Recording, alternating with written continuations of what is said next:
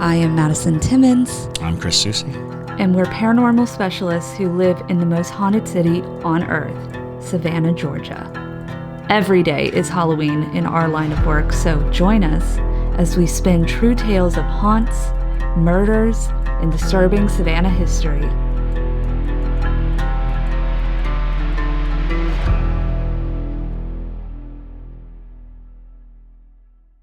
I'm Madison. I'm Chris. And welcome to the most haunted city on earth. Hello, and welcome back to another episode of The Most Haunted City on Earth. My name is Madison Timmons. I'm Chris Susi. And I'm JT Timmons. And we are here with a Q&A. Yes, thank you for sending in your questions, y'all. If you have a question that we did not answer here on the podcast, utilize the Q&A button on TikTok. It is Haunted City Podcast, and that is where I pull all of our questions. But Chris had mentioned if you don't have a TikTok, send it to us at ghostmail at hauntedcitypodcast.com and just put in the subject question. Yeah. So that way we can pull it from there too. But with that, we do have a few para-junkies to thank. We do. All right. Here we go. I would love to thank Levi Lewis, Dimes Elchediak, Whitney Bratcher, Gigaswint, and Dawn Nielsen. Thank y'all so much, and we are happy that you are part of the new the Parajunkie family. Yes. New members. Woo-hoo. Woo-hoo. How many Parajunkies are we up to? That's a good question. Hold on. That is 91. Woo. I know, we're getting coming towards close to that 100. I know. Getting towards 100. So if you want to become a Parajunkie and get all of our episodes way before anybody else without ads. No ads. And then also just get our general Discord and things like that of all the ghostly stuff we're always talking about over on Patreon. It's a fun place to be. Definitely consider coming on over to that side. You can find it in the link in our bio. But also, I recently just started publicly selling all of my witchy style jewelry and things like that. Woohoo! Yes, you can now buy it online, which is a new thing for me. But basically, my company is called Country Witch Co., and I make spell jars type jewelry where I custom curate the herbs for different metaphysical properties. So I've got like sleep stuff, I've got self-love, confidence boosting, anti-anxiety, psychic abilities, all the good stuff. So a little bit of something for everybody. If you would like to check that out, you can find it at www.countrywitchco.com. Oh yeah. Woohoo. All right, here we go. We ready to start it up? Yep. Dope lettuce. All right. This first question is asked by No One 91. All right, then. What are your thoughts on pregnant women going on investigations? Oh, don't do it. Yeah. Don't? Don't. Yeah, I have pretty strong feelings about that. Don't do that. Whoa, okay, why? I'm jarred right now. Wait, why? Well, and it's interesting because we have countless ghost stories that kind of involve pregnant women being falling victim to very pointed ghostly attacks. As a matter of fact, here in Savannah, one of the most famous ghosts in town is Alice Riley, and she has been known to tug at, follow, and pester pregnant women. There's a lot to being pregnant that puts you in an interesting paranormal state. You are literally a physical door for a soul to come into the world.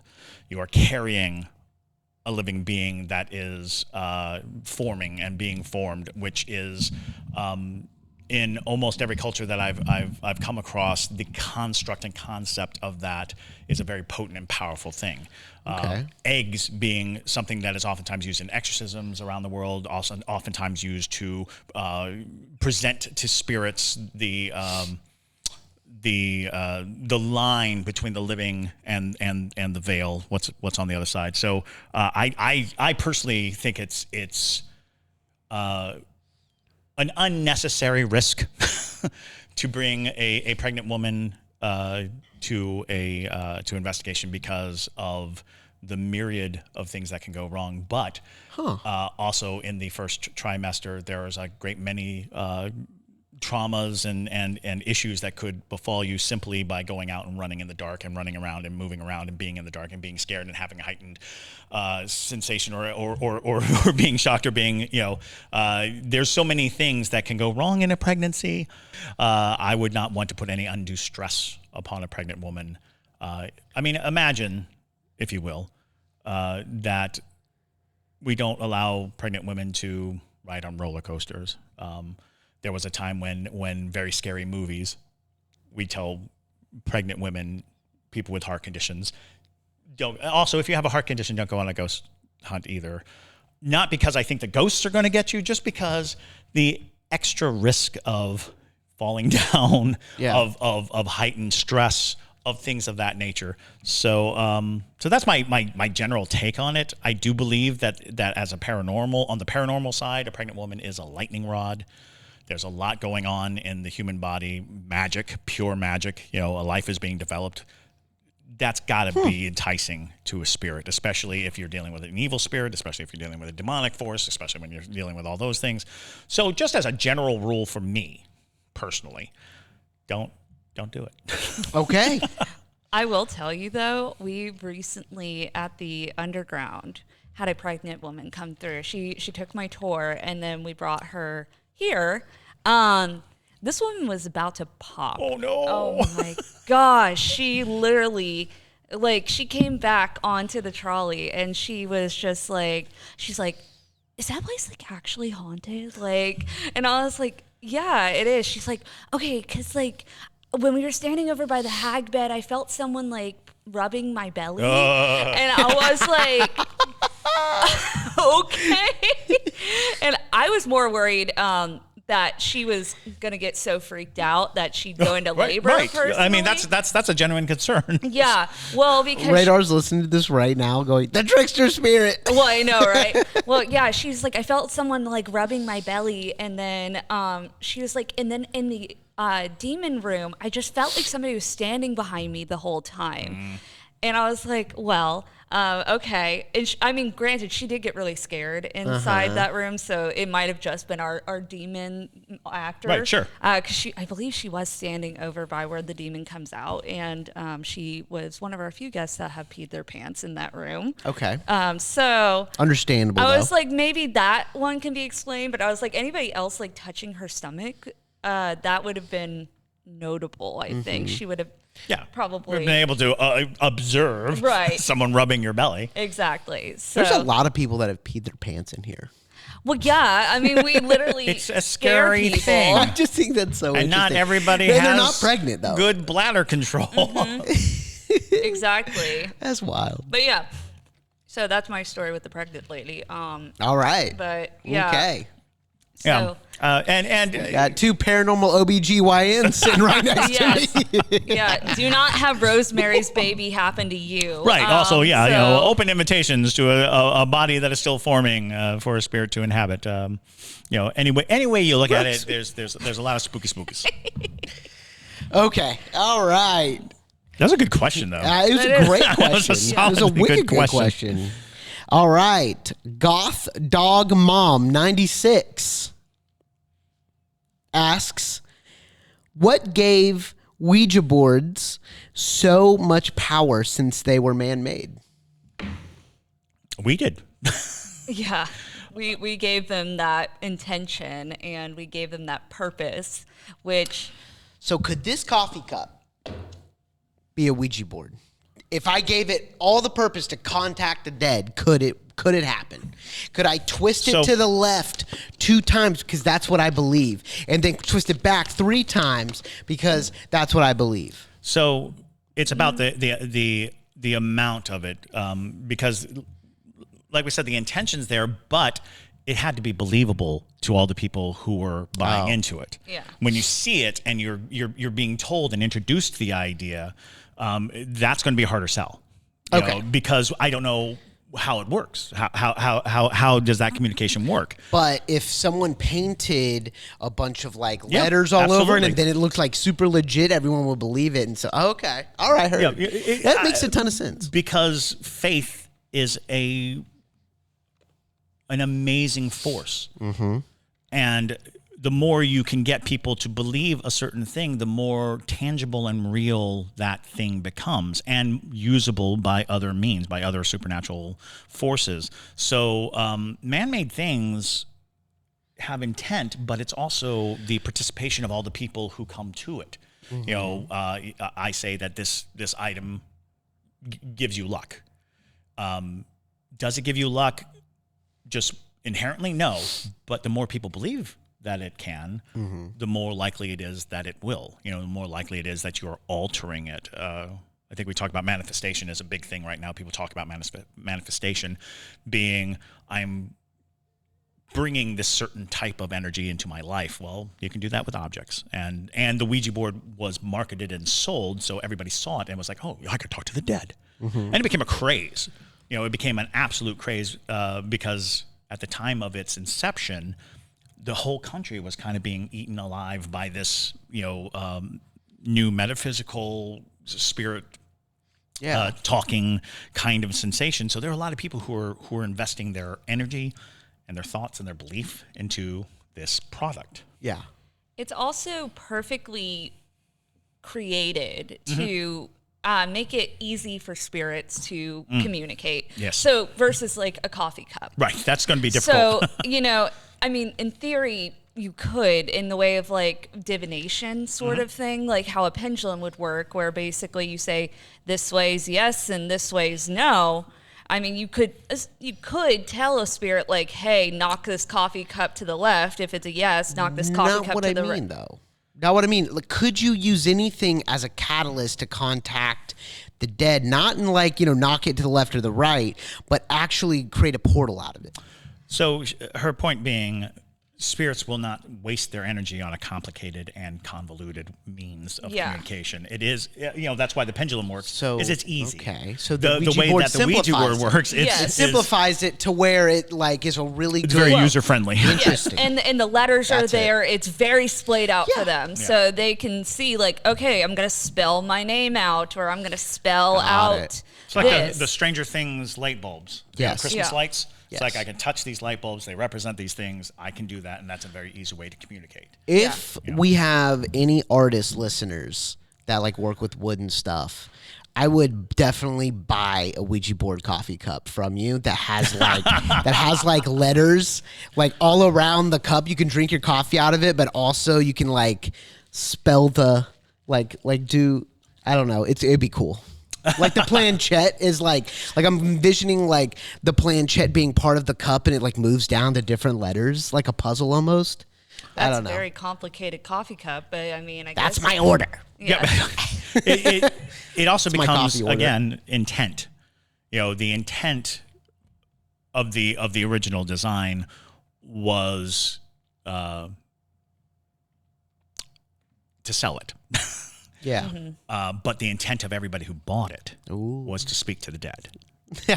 And that's overwhelming. Wow. It's an overwhelming odds that people who bought it, even in that jokey joke way, even in the I don't believe this, I guarantee you somewhere in there they were thinking, talk to the dead. Because most people think of it like a telephone to the dead. I'm going to call up, Marilyn Monroe. Literally. And that becomes this kind of ideology behind the board. And you can't put that kind of intent on an object so frequently and not have it bear some sort of fruit. Exactly. Okay. All right. I like it, you all. I like it. Also a good question. Yeah. All right, this one is from Mako Reiko. Do you think doppelgangers thrive as we get older? It's known that as people near death, one sign it's about to happen is a major personality change. Mm-hmm. Mm-hmm. So I like it. It's interesting if they thrive when we're near dead. I mean, to me, personally, I feel like no, just because it's like they're kind of tethered to us in a way. So wouldn't it, technically be that they're also dying? They're also near death. So But they're also more desperate. that is true. They're running out of time to experience this world, because I think that is one of those goals of doppelgangers, is to have the experience of being alive, of being in this world and in this realm. So they could be backed into a corner. It's like, I've only got a few years left. I only have a few months left, and they may become more aggressive to take over, to be a part, to experience life that they've been watching the whole time. When you think about the idea that, they die when we die, the construct is there, unless they are us, unless they come into us, because when they become us, again, they die when we die. So they're living out the extra bit of life. So you would think that doppelgangers are strongest in youth, with the potential of becoming us being the great reward. But as time runs out, I would imagine they're just more desperate. I think that they realize that their time is running out, and they haven't accomplished the goal of their existence, which was to become and to live in our realm. This is going to sound crazy, but I just got this idea. Madison, you always mention Zodiac stuff. Yeah. And, I didn't know anything about Zodiac before meeting you, but then you would tell me about, like, your sun and your moon, or your rising and your, what's the other one? Waxing. Your rising sign. You have a whole What if your birth chart? What if your doppelganger's part of that birth chart? Like, what if your doppelganger is your moon, and the more your moon shows, the closer you are to death? So your moon sign is how you are internally when nobody else is around you. It's like your most true self. Yeah. So I don't know if that's necessary. Maybe it has to do with your birth chart. Is my point. What if your doppelganger has to do with your birth chart? It would probably have the exact same birth chart as you. Yeah, that's kind of where my head was going to. I mean, I guess you could say it would mirror it. Yeah. If it was, if what would be if the you wanted to mirror what if it was the the opposite? existence. So you would be. So that would mean, if you're going off of that theory, you're basically saying, like, every zodiac sign has their, like, sister sign, sort of, which is the exact opposite.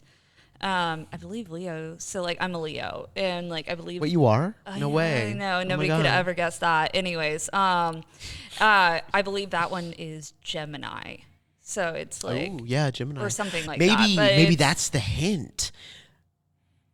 What? That the higher force is giving us, the Gemini. No. Maybe that's a hint. Like, hey, this is JT's onto something. I don't know. I feel like Ashton Kutcher and Dude, Where's My Car right now. But, like, seriously, like. No. Madison's like, wrong. Because the zodiac is geared towards a system of being alive, it's very difficult to assign zodiological principles to non-human entities. It would be difficult to look at your dog and be like, well, you're definitely a X, Y, or Z zodiac sign because of your birth, because it's about so many facets. The concept. It was born of observation of human nature. But Argyle is a Scorpio. No, she's not. She's a Leo. Oh my God.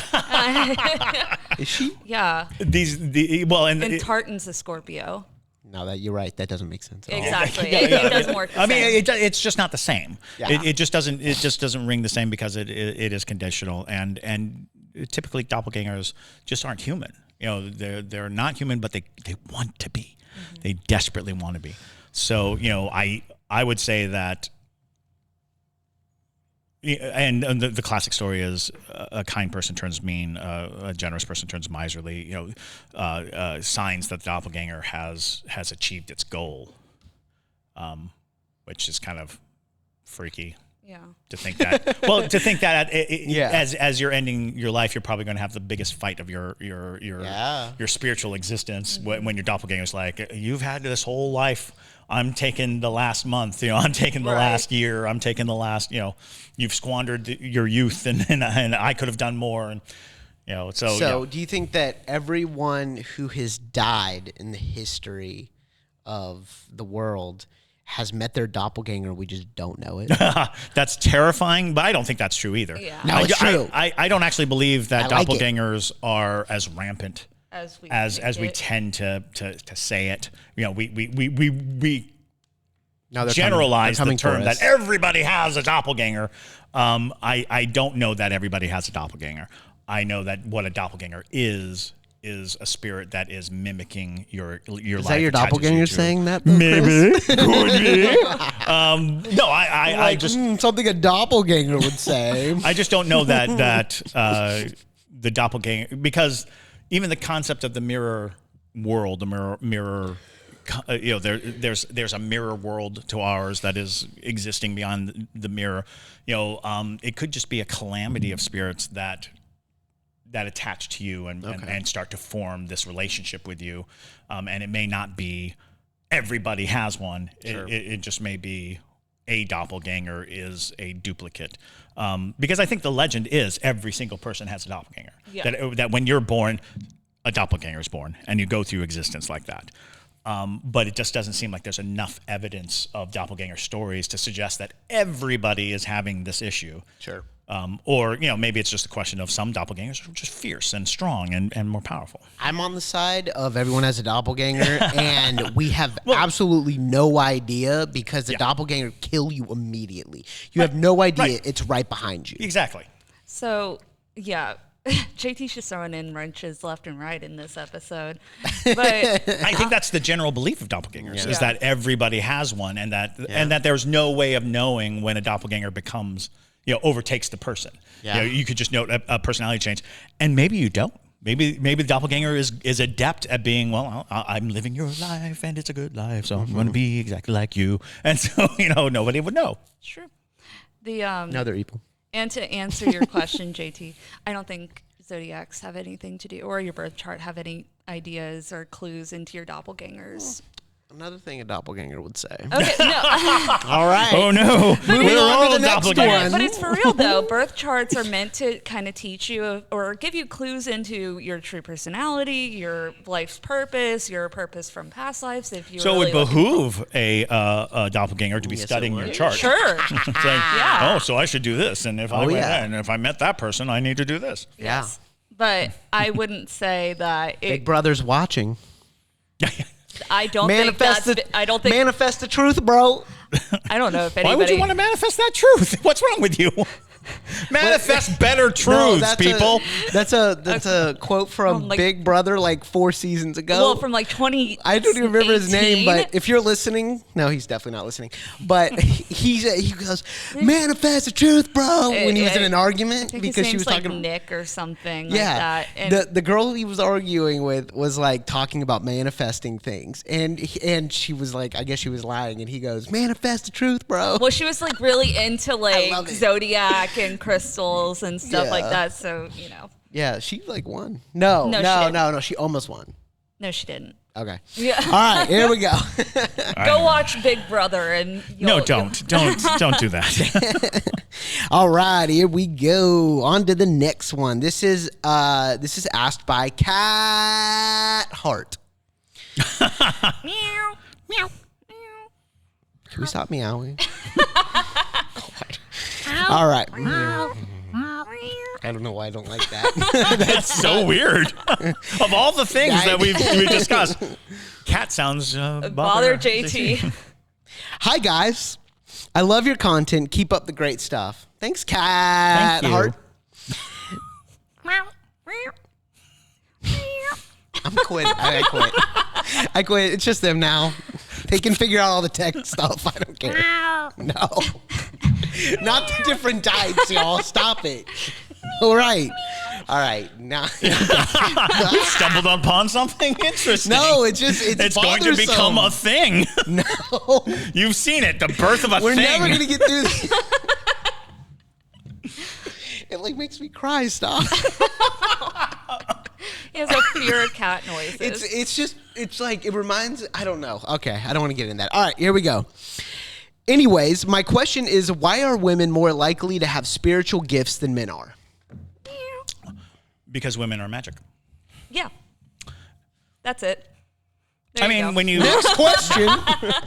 when you really think about it, women are the vessels that carry new life. Women are, perceived as having all these things. Even the hormones that are associated with women, estrogen versus testosterone. Estrogen leads to empathy, to openness, to nurturing. All of those things are absolutely essential for navigating the spiritual realm. Women create life. They hold life. They carry life. They nurture it. They birth it into the world. They are doorways from which spirits become flesh.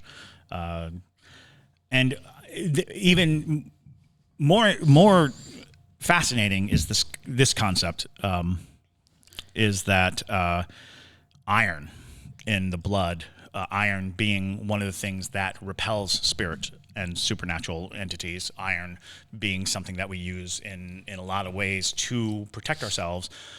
Women have a menstruation cycle in which their iron oftentimes gets depleted. Women do suffer more iron depletion, which means that their guards against the supernatural are lessened. If you went that route, if you wanted to talk in that route, that tracks. And because a lot of times women will say that their first or their most potent early experiences were around that first menstruation cycle when they're basically awakening not only to the world that they are more dominant and powerful in, but it is they are flushing iron out of their system that then allows for spirits to become more interactive with their lives. But there and we could go on. I mean, we could do an entire show about how the structures.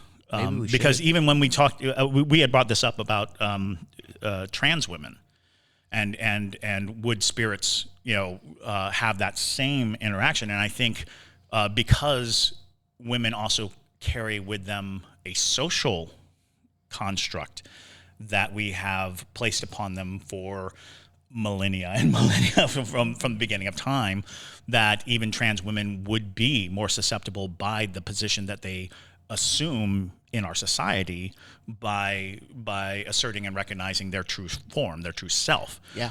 So that in itself becomes a opening because ideally the social structure has been men hunt and women gather, men build fortresses and women make homes. That kind of structure, which is seemingly arbitrary, but the truth is humans have a stupid long gestation period. And in that gestation period is when men, being jealous and kind of mindless thugs, decided to subjugate women because women do something remarkable that men can't. So men say, I'm going to build the biggest building. Look at the big building.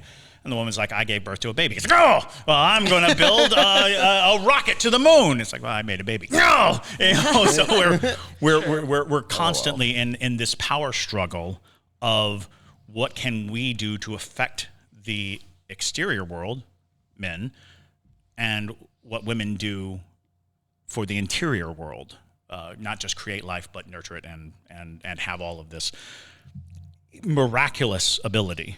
Not to say that men don't have anything to do with it. I'm just saying that the nature of our society has even leveled all of this spiritual weight onto the shoulders of women. If I make this into a TikTok, all the 41-year-old men wearing affliction shirts are gonna crap. Yes. Oh no, they will march on Savannah and drag us out and burn us in the square. But They're gonna be like BS. yes, but Not true. So, you guys heard it here first. My anemia is actually the reason that honestly, I am very anemic, and it makes me wonder. I'm like, maybe that's why I'm so sensitive. Debris is anemic too. She's not here right now, but Debris is anemic too. And she said ever since she moved into her new place, she like sees and feels things. Well, her place is very haunted. Well, that's what I'm saying. Is like she's susceptible to it. So, yeah. Well, it's but it is interesting though that I think a lot of it has to do with your lineage too. Certain women are just naturally more gifted spiritually, and like for instance, my family, From Perthshire. Well, all the Scottish witches from Perthshire. Yeah, that sounds about right. Yep, but it's but I'm just saying that like multiple women in both sides of my family have abilities, and so it's like it makes sense that it passes down. Oh yeah. So who knows where it started, but I think it runs lineage like through your lineage a lot of times. There's a solid belief in the genealogy of that, classically, absolutely. Could it be as simple as women are more open-minded? Possibly, but I think a lot of it, I mean, I've met a lot of really closed-minded women, so it's like, well, sure, but are they the ones seeing the ghosts? Well, so here's the thing, but there's plenty of open-minded men also. Are there, though? To spirits, I haven't met many. They're there. They're there. They're there. They're there. I'm just saying I haven't met many. The question is, why is there more women? I'm just telling you, I don't think that's a part of it. I don't know if that's necessarily a thing. Just because there's plenty of open-minded people of all types of genders who just, well, because the question is the overall mask, because that's certainly not saying that there aren't men who are sensitive and who see and who have these experiences. The prevailing observation or perception is that women are more sensitive, right? Sure. Which might be the answer. They're more sensitive. It might be this blanket concept, but that sensitivity might be born of a variety of genetics and a variety of just biological science. Okay. And I think also just women are more connected generally to like energy and the way the world operates. They used to be able to track their menstrual cycles by the moon cycle and things like that. You were kind of able to sync up to it, and that's a lot of power, if you're able to sync to something like that. So it's right to nature, the full force of nature. So I think women are just in general just more sensitive for pretty just much that. It's just is what it is. Cool. So. All righty. Let's move on to the next one. Let's see.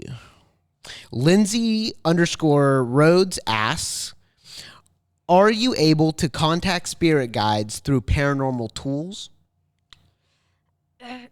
No, not necessarily. I mean, you can contact them through like divination tools and stuff, if that's what you're meaning. But like, like spirit boxes and things like that. Spirit guides particularly operate a bit differently than your general run-of-the-mill ghost of sorts, because they're in tune with you, not in tune with the rest of the world, really. Right. So it's not like you can flip on your spirit box and just start having a conversation. The best way, if you're trying to get in touch with your spirit guides, is more so to open yourself up. Meditation. Meditation's a great way to do it. You can start using tarot cards if you want to learn how to do things like that. That tends to help people who are a bit more visual. And generally, spirit guides do not have a lot of business in our realm, if that makes sense. They don't affect our realm that much. They're connected. They're tethered to you. Yeah. The connection is more of a relationship than it is they're present. Like they're there. They're not opening doors or ringing bells or things like that necessarily. So it would be weird to have a spirit guide come through those measures, because those measures are generally what is affecting the physical realm around us, and those are usually intruding spirits versus a spirit guide, who I wouldn't deem as intruding. It's connective. Yeah. They're operating on a whole different plane than most other spirits, and that's why it can be a little bit trickier to get in contact with them. Because And sometimes there are ghosts or paranormal entities that behave like guides, that aren't. Yeah. I mean, they just take a liking to you and protect you, but they're not your spirit guide. They are just ghosts that have taken an interest in you and become protective of you. Right. So there are misleading avenues there. Right. Because you can. I've definitely heard of ghosts that latch onto a person and then become hyper defensive about them, and that is not a spirit guide. Yeah. That is a ghost with an attachment. Yeah, if a spirit or if an entity is telling you through like a spirit box or something like that it's your spirit guide, definitely shut that down real quick. Yeah, be very, very cautious about anyone identifying themselves as your spirit guide, because generally, if that makes sense. Right. Like, your spirit guide does not need to tell you it's your spirit guide. Right. That conversation is not necessary. It doesn't. I am your spirit guide. I don't know that to be the way it works. But I do know that a ghost that latches onto you wanting a deeper connection with you will tell you anything you want to hear. Yeah. And will bargain with you. We'll trade information, with Exactly. you. And that is generally not how my understanding of spirit guides. That's not how it works. It's not an exchange. It is connective, and it is as much a purpose of their existence to guide you as it is your purpose to live your life. There's a totally different energy to it. There is. All right, we got one more question. It's a pretty good one. Jessica Reynolds 372 asks, what is the best way to get rid of an annoying spirit? I have one that won't stop opening cabinets and closing them in the middle of the night. So that can be tricky depending on why the spirit is there. Right. Because it could be a spirit that is attached to your house, which is going to be very difficult to get rid of, because you're technically intruding in its space because it's been there longer than you. Right. I mean, you can try smoke cleansing, you can try sound cleansing, and saying like, hey, you need to move on out if you're, if it's able to, but sometimes you just simply have to learn how to coexist with it and set boundaries. Because you can't always get rid of them, but you can tell them like, hey, you opening my cabinets in the middle of the night really sucks. I gotta sleep, so like stop that. And maybe sometimes they're respectful and they stop doing that. And because what it really usually is they want attention. Right.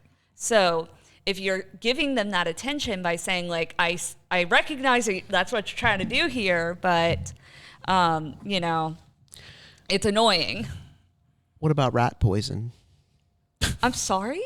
If they were killed with rat poison. No, hear me out. I just got an idea. I'm listening. I'm here. All right. I'm present. Okay. All right. Here's what I think. Could you get rid of a pestering ghost if you could find out the way that they were killed or what they feared in life and provide that No. to rid them? That would agitate them, I believe. Yeah. Really? Because so they- if they were they become murdered with defensive. rat poison, you put rat poison out. Then That's, they would that's identify not, you as their murderer, and then they would attack you with the force that they would have attacked in life. Yeah. Don't do that. Do not antagonize your spirits with the thing that killed them. Literally. I don't know. What's interesting is if a ghost is doing the activity for attention, addressing it. Yeah. Oftentimes addressing it, especially if you can learn its name. But if you can address it, it won't have to do the thing to get the attention that it's looking for. But if you're dealing with like a residual haunting, that means that something is happening on repeat for no perceptible reason. It's not something that you can undo or change. Houses themselves can embody and inhabit a certain type of energy that makes the very inanimate nature of something exhibit animated motion and movement. Not a lot you can do to stop that. There are so many weird things about the supernatural and paranormal and how they behave that make you have to examine what is the purpose, what is the reason, why is it doing this? Is it doing it to get your attention? Is it doing it to profess its existence? Again, the attention. So sometimes before you go to sleep, try announcing. Say goodnight. Give it a reason to believe that you acknowledge that it's there. And don't let it be frustration, because frustration will be, oh, I'm getting somewhere. I'm getting what I'm, acknowledge it so that it doesn't think it needs to get your attention. But note that if that doesn't work, you're basically crossing off a checklist. What's next on the list? Why is this thing? Because poltergeist activity, very difficult to stop because it isn't trying to get anything and it's not trying to do anything. It's just being a noisy, pestering thing. And there isn't really a lot you can do. I mean, you can try the burning of sage or the rituals or make a little salt barrier around or whatever. But again, without the purpose, you're stuck. Because if it's trying to achieve something, it will not stop until it achieves it. And you can, bless your house. You could go to battle with it if you want to. But I found that sometimes that leads to more complications than relief. Right. Well, and that's the problem is like if something was there before you even, you can't force it out. Like it's consulting some exorcists of its own. Exactly. Bioexorcists. Exactly. So Associated Press just hit me up at 11:11 and said, breaking news, a total solar eclipse will sweep across North America on April 8th, 2024. Start making your viewing plans because this phenomenon won't be back for decades. Sweet. Love that. That's it's not a surprise, a solar eclipse system, because that's how horror movies always begin, or invasion, right. Space invasion movies always begin. It's like, oh yeah. That's when was the last time? Just figured I'd let y'all know. I mean, that's going to be a fun energy shift. I would love all of our listeners to, everybody's going to. It's April 8th, 2023. So mind you. Right? Today is April 8th. Yeah. No, but this is 2024. Oh, 2024. Yeah, this is in a year. That's why AP sent it out at 11:11 to mess with us on the Eastern Coast. Okay. Because that's just what AP does. Well, I will tell you. So a year from today. Yeah. A year from today. A year from when we recorded this. Yes. Everybody is going to be losing their ever-living minds because solar eclipses just literally just. This is my chance. This is my.